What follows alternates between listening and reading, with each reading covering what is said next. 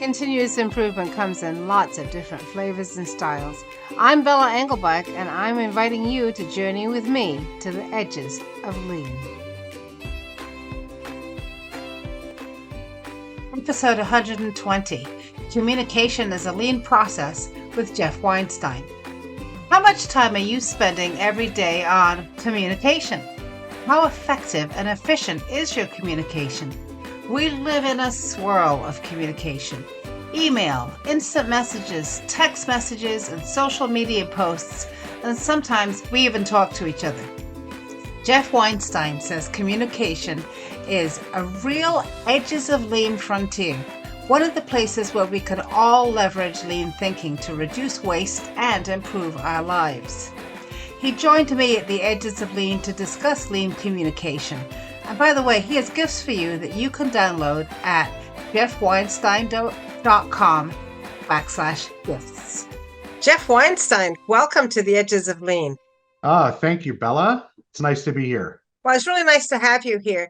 And I was so excited when I started to see your profile and you introduced yourself to me because you said that you talk about lean communication. And that is just fascinating to me as a lean practitioner. I have no idea really what you mean by that. So I'm hoping that you'll be able to explain that to me and to my audience. But can you get started by telling us about Geoff? What have you been doing and how does your career move into what you're doing today? Yeah, wow. It feels like it's been a long road for me. And, it actually goes back all the way to when I was 10 years old. And it was the first time we were called on to give a speech. And I think you probably remember that moment too. It's one of those things that's really memorable to a lot of people because it's a scary event, right? To stand up in front of people. So I remember it clearly because it went horribly for me. I got up and I didn't have a plan. I didn't have a good message. I didn't have a script. I just wasn't ready at all. And I completely blew it.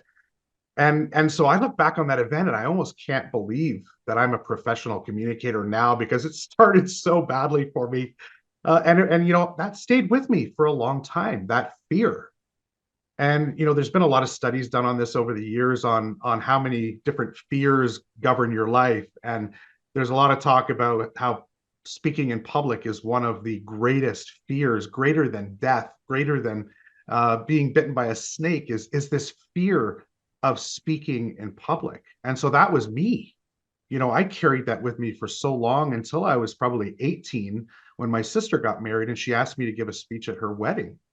And that was the first time I actually held a microphone in my hand, and I realized, oh, this can actually be fun communicating, And then when I went to university, I decided I was going to run for student council. And I had to, of course, give a speech during the campaign period. And I realized at that point, not only did I not have to be afraid of it, and not only could it be fun, but there's also some power associated with speaking in public. Because you have a platform, you have a podium, and people just pay attention to you. And so I started to develop this kind of liking for speaking in public and communicating. So I can trace it back to those types of events from my youth and childhood. And I don't know, is that something that you can recall, Bella, in your early days? Well, I can tell you that I remember very clearly the very first time I gave a talk at work, which was probably I was in my mid-20s. So I don't really remember the occasions at school, but I remember giving a talk at work, spending a lot of time preparing it. It was a scientific talk because I was working in a scientific company. And I remember afterwards that it felt the whole time as if my heart was beating 150 miles an hour, and I had absolutely no idea how long I had been talking for. I completely lost track of time. And afterwards, people told me that I had done a good job, but I almost had amnesia about it because the experience was so terrifying and a little bit awe-inspiring. But what I was wondering, Geoff, was when you were learning this about communication and about moving from being in a place of fear to being in a place of enjoying it and understanding the power of it. What were you studying? What was your area of study in university? So I did a Bachelor of Commerce and I focused on the hospitality industry. Oh, interesting. So yeah, so managing hotels and restaurants because that had been my job as a youth. I mainly worked in restaurants and hotels, with the exception of the summer before I went to university when I worked in a factory, which is also part of the story. But that was kind of where I was heading was the hospitality industry. I didn't end up staying there for long. After I graduated, I worked maybe 5 years as a manager in the hospitality industry. And then I decided that I was going to pursue my minor, which was in finance, and I went and worked for a big bank. And I had, all the lights in my eyes. I was going to make a bazillion dollars in the finance world, and I was working in this division of a bank, the early days of discount brokerage, online brokerage, and I ended up getting out of the finance field pretty quickly, and I took a job as a communications manager in the head office, and that was really where I kind of discovered, oh, I really like this. This is a lot of fun for me. Taking a message, no matter what it is, and conveying it to people to produce change, to produce a reaction, to produce excitement and energy. I realized, wow, this is actually a lot of fun. And so I did that for about 10 years. I ran a couple of different communication teams and training groups, and really kind of solidified my path for life at that stage after a few job changes and way far away from hospitality. Wow, wow. I love to hear these stories of people whose career moves in different directions. It sounds as if you particularly followed the thing that was exciting you and giving you that sense that you could really make a difference. So when you started working in communication, what did that mean? Was that written communication? Was it writing speeches for people? Mm. What did it all involve?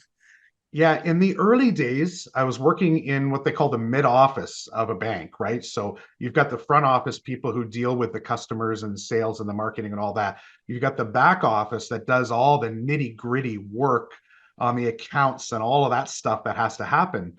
And then in the middle is this, what they call the mid office, which bridges the gap between the front and the back of the house. And we realized very quickly that there were a few areas that my job entailed. Communication was one of them, but that wasn't the primary thing right away. It was a whole bunch of other operational stuff. And we realized between the two of us, me and my boss, that the communication was the single biggest area of brokenness Mm, that really kind of touched everything that happened, right? It touched the front of the house, the back of the house, all the processes that had to happen. Everything hinged on good communication, and it just wasn't happening. The letters to the customers were absolutely atrocious. They were the old school, thinking and almost threatening tones that you might hear from a bank. Not so much these days, but back in that time, we didn't have as much of a refined approach to customer service, and so there was brokenness there. There was brokenness between the teams. There were delays happening all the time because of miscommunication. So we decided then to focus on cleaning up the communication.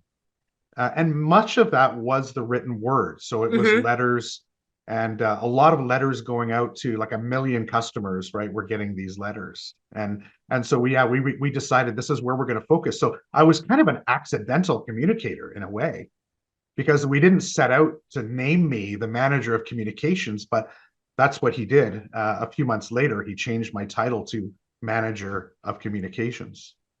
When you And were that's how sending a letter to a customer, Geoff, were you expecting something to happen? I mean, I'm sure there were all kinds of letters, but what was there an action or reaction that you were expecting? And how often was that really happening? yeah, the banks, they send letters for all sorts of reasons, right? And one of the ones that we looked after was anything regulatory in nature would go from, our back office. So the regulator would enact a change, then that would come to our team in-house, the regulatory team. Then they've got all these subject matter experts, but they don't know how to communicate it, right? They Hmm. just know here's how it works. And then the idea is that the mid office group, that was my team, then we would take that kind of subject matter expertise and turn it into a letter. And then it would go out to a million people. And the idea is that then these people would understand that there's a regulatory change. Here's how it affects you and your holdings with us, and understand this is why we're doing it and what you need to know. So it was kind of informative in that kind of a case. Other times it was a credit letter where somebody's offside on their account and they need to be notified that they need to bring their Mm. account back on side. So there are all sorts of different reasons that we would go out. Actually, you just reminded me, I'll never forget, I had this one experience with my boss, and we were kind of learning the ropes together about how to communicate these complicated issues. And I wrote a draft of a letter. And I guess it wasn't very good, because he took it and sat down with me and he started going through it line by line. And it took us about an hour and a half to get through this letter. It was one of the most painful and humbling experiences of my life because he hated it. And he didn't hate it just because it was badly written. He hated it because he didn't get it. So And you had and written the letter. You had written the letter. It was perfectly clear to you. yes, Oh, you thought it was exactly. clear to you. You got it. Exactly. I thought this was a pretty good explanation of this Uh-huh. regulatory change. But he didn't think so. And he didn't come out and insult me. He didn't say he hated Mm. it.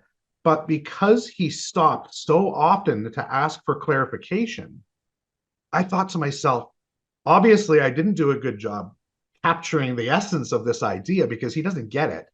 And I swore to myself, I said, I am never going to sit through another meeting like this with my boss. I'm going to figure out how do I clear this up before it gets in front of him. And that was a really pivotal moment in my understanding of what communication was all about. It's about getting that message across as clearly and accurately as possible, but in a way that the person on the other side reads it and understands it immediately. So that kind of became my mission, right? Was just to create communications that did that, so that people weren't confused, they weren't stumbling, they weren't asking for cleanup on it because I had done the job the first time. That was really the impetus for me to start looking in the direction of lean communication. That was kind of the root of it all, was that event, that 1 hour and a half. All right. So let me ask the question. When you say lean communication, what does that mean to you? Yeah, so I guess tying it to that story, it's about stripping out all of the stumbling blocks that prevent a person from getting the message that you put in front of them. And now in lean terminology, we call that waste, right? And in Right. a Yeah. Yeah. manufacturing process, we look at all the different sources of waste, and there are lots of them. With communication, similarly, there are lots of sources of waste that prevent a person from visualizing what it is you're trying to say, understanding it, and then doing whatever it is you're asking them to do. So it's being able to communicate that message quickly and concisely for a person. And that's assuming all Mm, kinds of things, right? That the mm. person is able to read the language that you are writing in or that you're speaking in. I think there's a lot of assumption that we have going into communication about the people who are going to be receiving our communications. So, so what percentage of communication out there in the world today would you say is wasted? Is waste? Oh, percentage. Oh my goodness. Well, it depends on so many things. Some organizations I come to and their communications are already quite lean. Uh-huh. That's not really my target client because they already get it and they put those practices into effect. And typically they've got a leader who believes in that and has insisted on it in their organization. The organizations that I go to, as soon as I see an example of a communication that's not lean, like they're asking me about, I know pretty much a majority of their communications will not be lean because they don't have the right mindset of lean thinking built into their communication processes. So in those cases, yeah, it's a majority of their messages are waste. Yeah. That's so interesting to me because, as as people go into organizations, as leaders in organizations want to do a transformation, want to transform their organization into a lean thinking organization. We talk a lot about change management. We talk about communicating the change, but I don't know that we ever really get down to the nitty gritty of what does that really mean to be communicating as a lean communicator? What are the kinds of things that we should be, changing about how we think about communication in order to do that better? Yeah. So think about it as a lean process like any other. And so if you think about the value stream that you map out, you start Hmm. from the beginning and you go to the end. Okay. And so at the beginning of that value stream is the creation of the message. So that's one stage of your process. The next stage then is transmitting or sending your message, depending on whatever channel you've chosen to send it. Then it arrives on the other side, and the person then takes over the process at that stage and they read it. They open it and they read it, hopefully, Right. right? And if they Hopefully, yeah. understand it, then they'll take the action. So, kind of like a four-step process. You create the message, you send the message, they receive it and read it, is the third step. And then the fourth step is they take the action. So, the value tied up in communication is the action or the result that you're trying to get out of the person receiving your message. And so, the thinking that needs to go along with that is at each stage of the process, what do I need to do to make my message as lean as possible so that we can get to the action as quickly as we can? Because in the workplace, we don't send a message just for fun. We send messages because we're trying to accomplish something. And so Right. the value is tied up in doing what I ask you to do, because once you do that, then there's a shared win of some sort. And so that's the thinking that I challenge people to get into, is think of it as a process. Think of yourself as the value stream manager. And in each stage of that process, strip out the wasteful stuff so that you get that person to the desired action as quickly as you possibly can, so that you don't waste time overwriting your message or over preparing your speech, whatever the case may be, right? And you're creating it in a way that it speaks the language. You mentioned that a few minutes ago, the jargon that we have as subject matter experts, right? We got to make sure that the language matches. We got to make sure that it kind of looks good and sounds clear, and there's a good message, and all of those things that go into a good crisp communication. Realizing that you're in charge of that to make sure that the downstream stages work smoothly and efficiently. And a lot of it comes down to the upfront.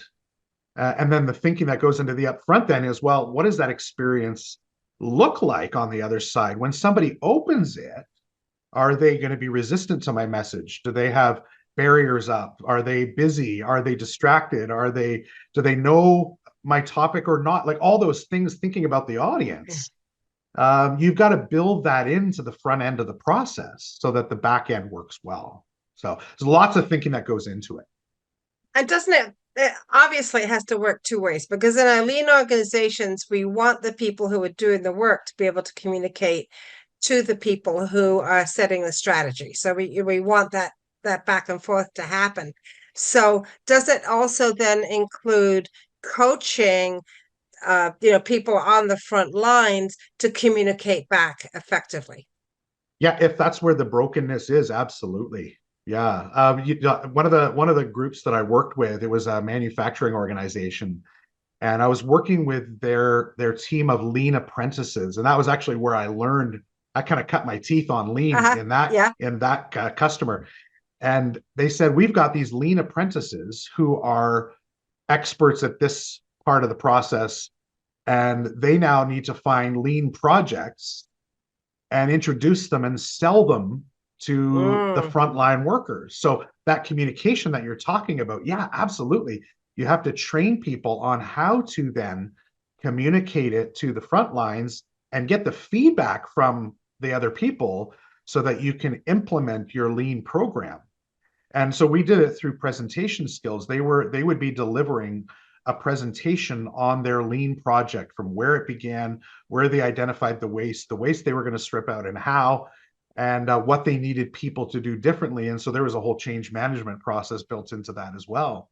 And yeah, communication at every stage of that program was critical. And so we had to coach and train these apprentices to do that effectively. And but understanding that it's not linear. Communication is not just you fire a gun. That's the old way, right? You fire a gun with a really strong bullet, and it kind of goes into the person, and the impact makes them listen. And we know it doesn't work that way because there's Right, always a right. loop. There's feedback, and so being connected to the way people are responding to your message and receiving it is part of the story too. When you start to work in an organization, what are some of the wastes that you see that are very typical? Yeah, I can pretty much spot it right away. So in the written word, it usually shows up in email first. Email is normally these days, that's kind of the number one place leaders are asking me to come in and help because they say, we got an email problem. We need help Uh-huh. with this, and so it shows up in, here's a very simple one. So when you send a message to somebody, you think to yourself, well, who else needs this message? And you start building a list of CCs. Well, I'm going to send it to this person and that person because they're really closely connected to this project. But I'm going to send it to this person, that person, and that person too, because they may, need it. They may need to know.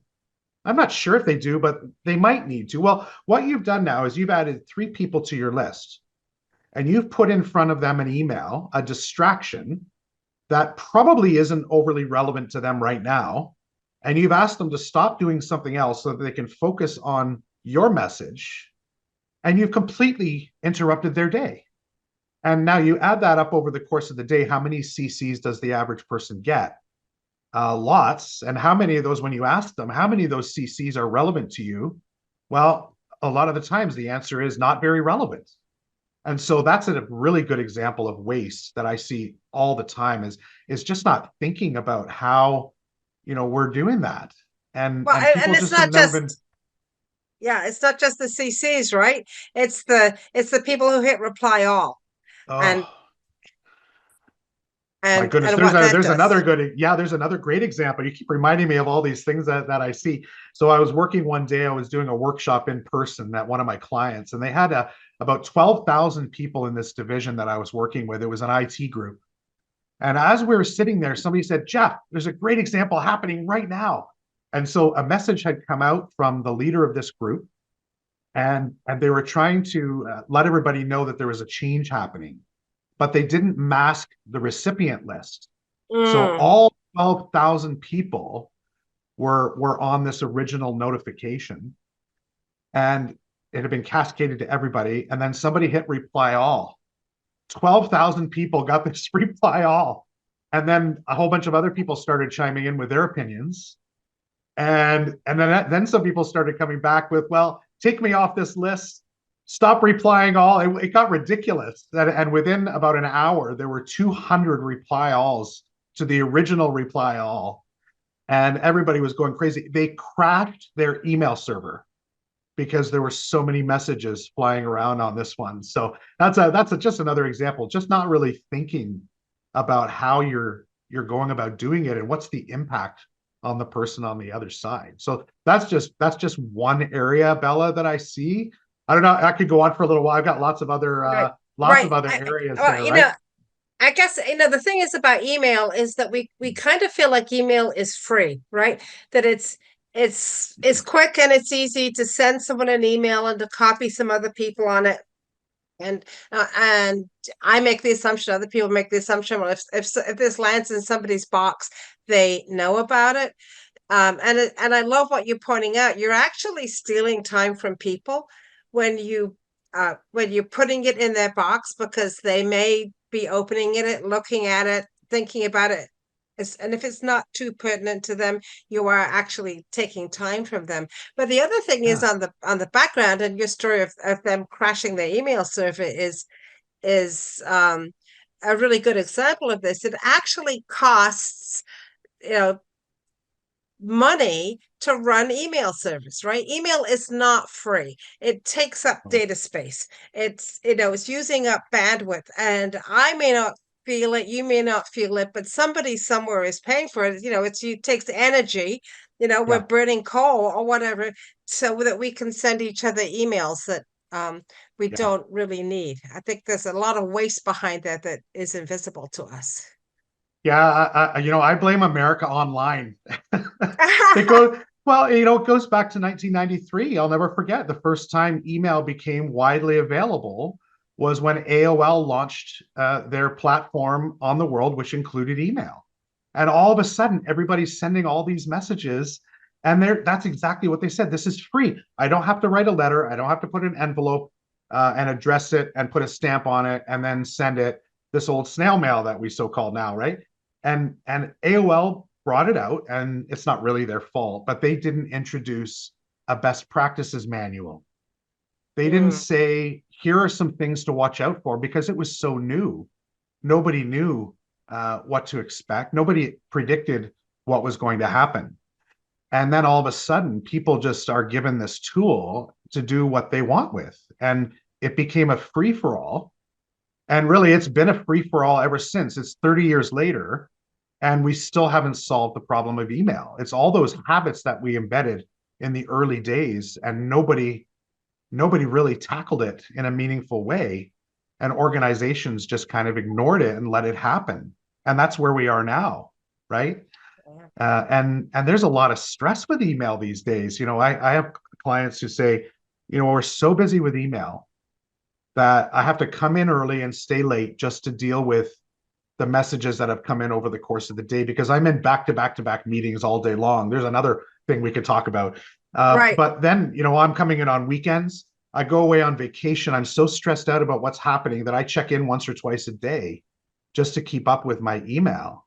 And there's a lot of stress going on with email.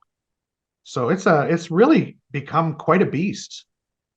Right. And so then it does make me wonder how many of those messages are really important. Mm. Yeah. And therein lies the question and the idea of lean Yeah. thinking. Back to that again, it was Yeah. such a great question. What thinking? The thinking is when I send this message, who really needs it? Because if you don't need it, it's waste. If you don't need it, it's negative value because you're taking me away from something where I was producing value. Right. And yeah, so Yeah. And then, but then we have a sort of a fear of missing out, right? So, and I mean that in a business sense, not in a, oh, they went to a party and I didn't get to go to the party kind of thing. But, something is happening organizationally and I didn't get a communication about it. And it actually does impact my work. So I'd like to go back to when you were talking about that first step in the process of composing the message, deciding what the message is. Does that include also deciding who the message is for? How does that work? yeah, it has to be part of the initial thought process because you can't craft a message if you don't know who it's for. If you don't have a very specific audience in mind, your message is not going to resonate with anybody. So Mm, that's number one is deciding who is this to and what's the message I need them to hear and what action do I need them to take? And then you build your message. We usually do it backwards. We start thinking, well, I'm a subject matter expert on this and I need to communicate this. So I'll sit down and write the message and then I'll fill in all the names of people who now need to get that message. When in fact, it's an inefficient way of creating the message. Because if you just thought about, well, I'm going to send this message to Bella, what does she need? Well, she needs this, this, and this. Okay, great. I'm going to write it quickly, efficiently, and tell you what I need. And then I'm going to send it to you and you alone so that you can get the value out of it as quickly as possible. And I get to bother putting other people on the table because it mm, just doesn't, it's not relevant. yeah. But it does also then beg the question of being if you I'm fascinated by this. So I'm a subject matter expert. I have a piece of information that you all need to know. It's about, it sounds like having a very clear idea about who is this piece of information really of value to, right? If we're looking at a value stream, who is it Yeah. really of value to? Because if you're just throwing out all these valuable things and the people are really not interested in them, you're wasting your own time and their time. But if you do it Yes. the other way, and I think this is the temptation, Geoff, I'm sure you hear this from your client. Okay, so I have a group of, let's say, 15 people, and I need to communicate a message as a leader, perhaps to those 15 people, right? And so I send it to those 15 people. I've already I have to dilute the message a little bit because exactly what one person needs to hear and another person needs to hear may not be exactly the same, right? But I also don't feel like I have time to write 15 separate messages. So how do you manage that? What's it, how do you pare it down to what is the one thing that the 50 people need? Yeah, so there's a way to write an opening paragraph. I call it the power paragraph. Uh-huh. And the power paragraph is basically your meta narrative that applies to everybody. And it provides a statement of context. It's three sentences, very simple.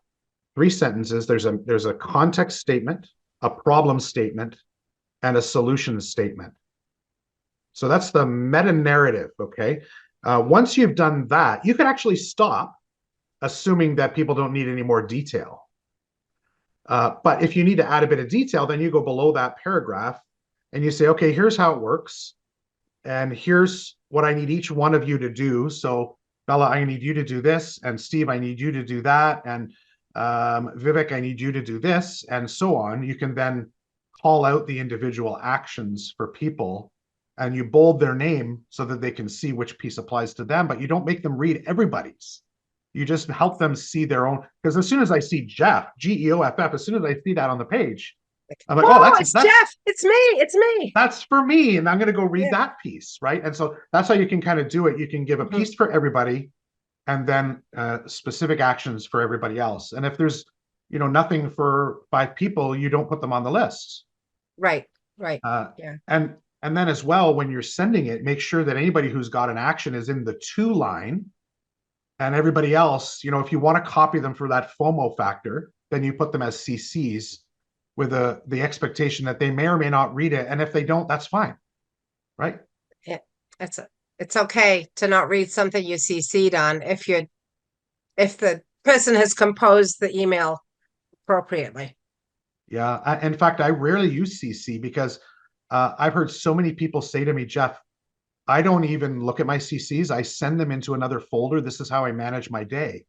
I'll divert all the CCs into a folder that I'll get to maybe one day. But I might not ever get to it because I'm pretty busy with the twos. And so I've heard so many people say that that's the way they manage their inbox, that I don't even bother CCing people anymore. I just send Hmm. messages to the person I need to take action, and that's as far as I go.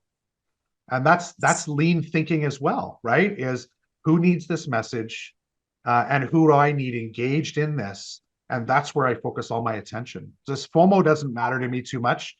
If there's a person that I think may need to see it, rather than CCing them, I will send a second message and forward the original to them and say, just so you know, I sent this message to a group of people, and you may be interested because it affects your area in this way. I'm going to leave it with you to decide. I love that you're saying, here's why I think you might be interested. I think it makes a really big difference because that now you're Yeah. not just saying, well, here's something that randomly you may or may not be interested in or need to know about, but I actually know enough about what you do, or I care enough about what you do to send you something that might be of value to you. Of course, and you can always Right. decide if it is or is not. Yeah, Yeah. and one of the top five pet peeves that I hear people talk about is when you forward me a message and you say see below, because I have no idea what the context is or what you want me to look at below, but now you want me to go and read the entire string of emails and then So magically pull out the value? How does right, that work? and in Gmail, if you're using Gmail, they're all threaded, and then some of them are folded up, and you have to unfold them and say, Oh. "What the heck is going on here?" Yeah, So yeah. again, what you've done is you've devalued that person's time by creating extra work for them that again may or may not be relevant to them, and they don't know. They just have to make a guess. And again, I'm always thinking, how do I get them to the action as quickly as possible? And so I'm kind of self-interested in making it easy for them because I want what I want, Right, right. I want them to do something. So how do I remove all those distractions and barriers and get people as quickly as possible down to business? So it's kind of it's audience focused, but it's also self-centered in a way, right? To be honest. To get done what you want to get done. So, Yeah. Geoff, how long should an email be? One line is usually not enough. Mm, And it depends on the complexity of what you're sending. But like I described before, that power paragraph is often enough to get the conversation started. So those three sentences, that's a perfect formula for an email for me, because I read it, I understand where did it start, what's the problem we're trying to solve, and what's the solution that you're proposing. And if it's simple enough, you can confine it to three sentences. And I advise my clients to do that as often as they possibly can to keep it lean. And it's a little tricky at first to learn how to do that because you got to, as a subject matter expert, right? You got to remove all the stuff that you know that you want to talk about that matters to you, but it doesn't matter to the other person. So you got to get disciplined to remove all that stuff. So three sentences often is enough. can you give us an example? An example. Yeah. Yeah, give me an industry. Give me a scenario. Okay, so you have a team of people, and they have a guest coming in next week who's going to give a talk on uh, a new program they have to institute. Okay. And what's the hypothetical program that you have in mind? Do you have any ideas? Um, it's a software to keep unwanted email out of their inbox. Okay, great. So the context would be a statement of that in one sentence summarizes the story that we find ourselves in. So, good morning, everybody. As you all know, email consumes way too much of our time.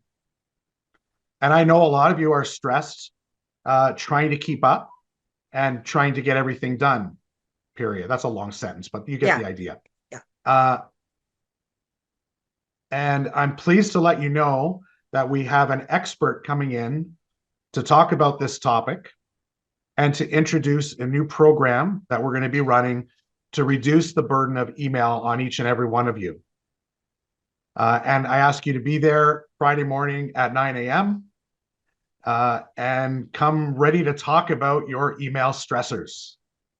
Something to that effect. Now that's a really long version of it. Yeah. Obviously, it would be shorter. I'm trying to be a little dramatic in my delivery of it, but that's kind of the idea, right? Is that context statement that frames it for everybody nicely, Mm-hmm.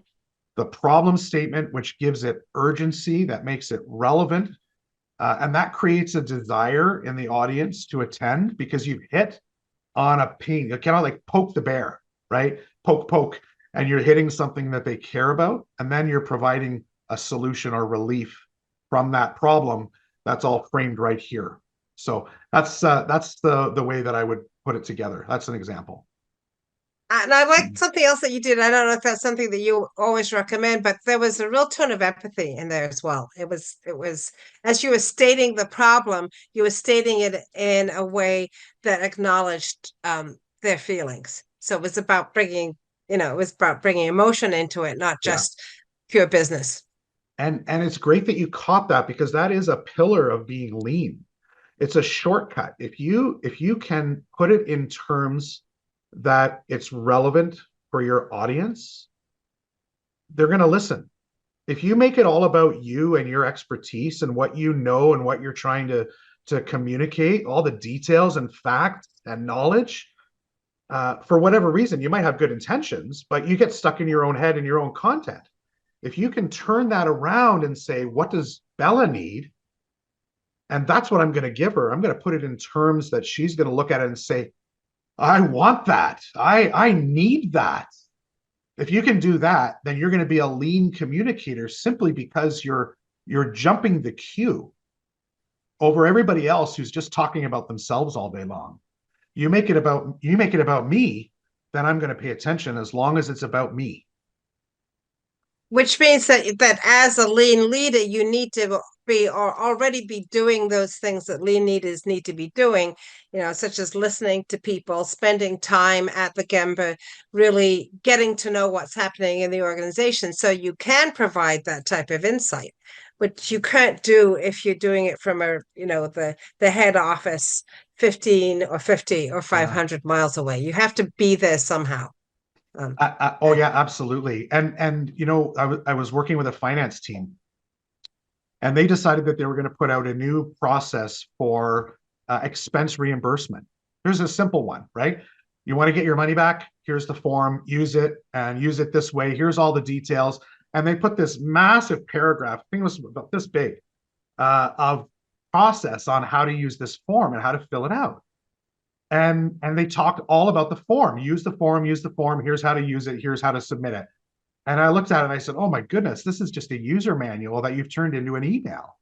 So I said, hold on a second. Why do we need to have this template put out there for people? And they said, well, everybody's complaining because they're not getting their reimbursements quickly enough, but they're not filling out the form properly. So we got to re-educate them, obviously, on how Mm, to use the form. No, no, you don't tell somebody that they need re-education on how to use a form and expect that you're going to get change. It doesn't work that way. You give people, the desire to change by giving them something, some hope. So we changed it around completely. And the context statement was, many of you have been letting us know that you're concerned with how long it takes us to reimburse your expenses. I'm pleased to tell you that we've streamlined our process so that you can get your reimbursements much more quickly. And if you fill out the template following the guide below, you should see everything within 2 weeks of submission. So every sentence there was about the reader. It was nothing to do with, we want you to follow this process or use our form because this is the way it needs to be, or the policy or whatever. Forget all that stuff. Nobody cares about that. All they want is their money back. And so make it about that.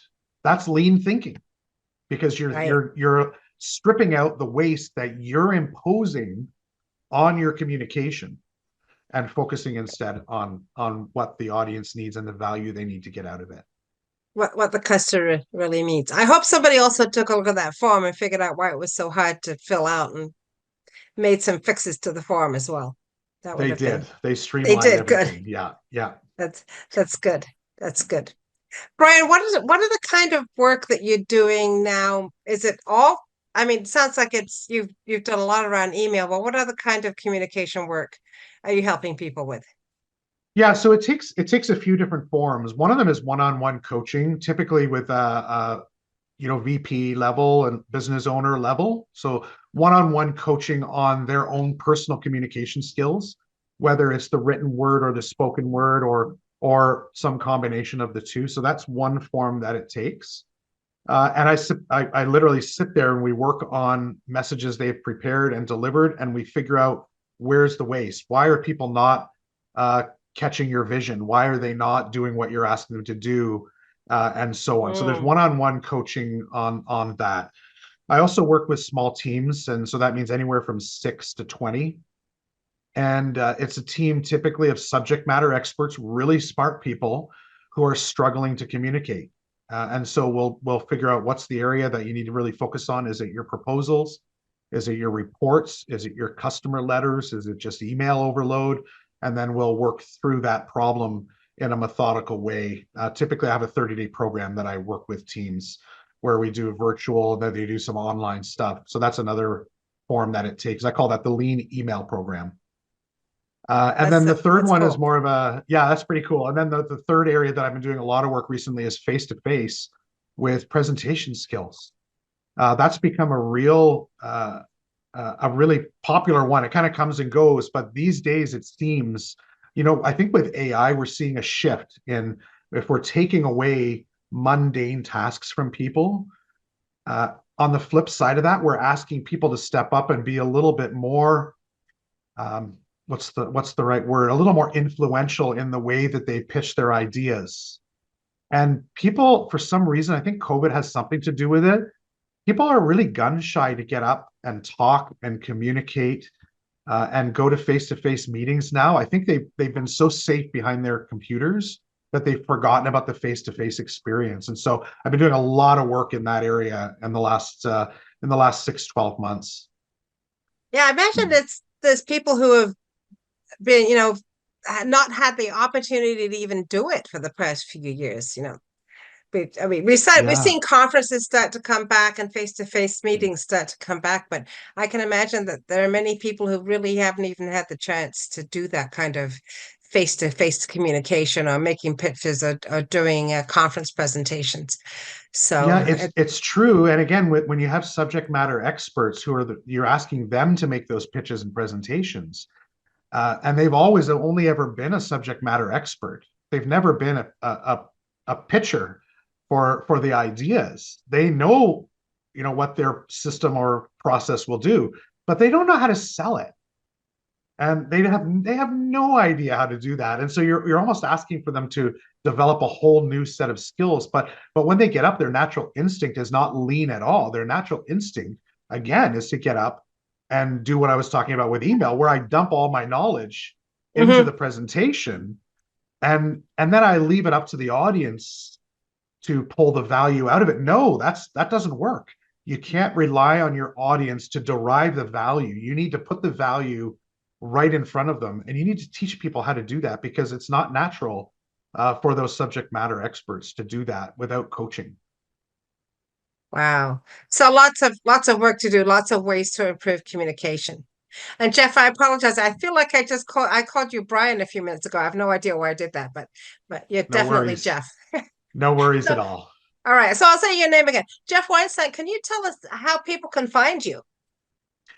Yeah, so they can find me on LinkedIn. So my name is Geoff with a G, so Geoff, and then Weinstein. It's like Einstein with a W on the front, and it's geoffweinstein.com is my website. Uh, they could also uh, they could also find me by typing lean-email.com if they want a shorter version. Lean-email.com That's will so cool. I shortcut love it. over to my site. Yeah, yeah. So That's that's a couple ways they can find me. Thank you. And let me ask you, what is your one piece of advice for a young person starting out? Oh, you know what? I was just the other day coaching a young fella at one of my clients. He was 22 years old and he's an intern. But he's an intern with a lot of value to this group. And so they said, we're going to do one-on-one coaching with Geoff. We're going to sponsor this for you.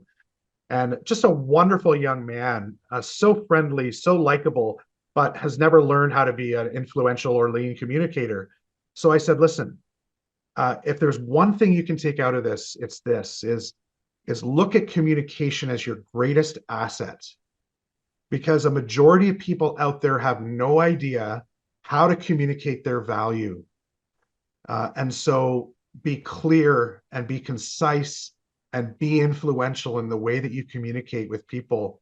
And you're an intern now, but you're going to be in a position later. If you can do this, if you can focus on communication as your greatest weapon, you're going to be, or greatest tool, you're going to be far ahead of everybody else coming out of your program and starting in the workforce. So that was the advice I gave him just the other day.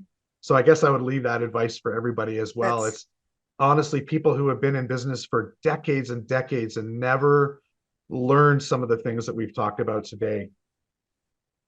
I think that's really excellent advice. And anything that anyone can do to improve the quality of communication and the impact of communication is going to make a real difference because there's just, as you said, so much waste going on. Yeah. And it's And it's and taking our time and our energy. and it's the thread that holds everything together. Everything that you do every day, it's a universal tool that we all use. And so let's make it work, right? All right. Well, thank you so much, Geoff Weinstein. Thanks for traveling with me to the edges of lean and keep on communicating in a lean way. My pleasure. Bella, thank you so much for having me. This is Bella Engelbach, and I'd like to thank Geoff Weinstein for being my guest at the Edges of Lean. What did you learn from this conversation? What ideas did it spark? We would love to hear from you. You can find Geoff at geoffweinstein.com/gifts, where you can get a free copy of his book, Buried Alive. He's also on LinkedIn. Find me on LinkedIn or at leanforhumans.com or comment wherever you watch or listen. And check out all my friends in the Lean Communicators community at leancommunicators.com, where you will find lots of great new content every week. The Ages of Lean is written and produced by Bella Engelberg with support from Podcast Inc. This is a Lean for Humans production.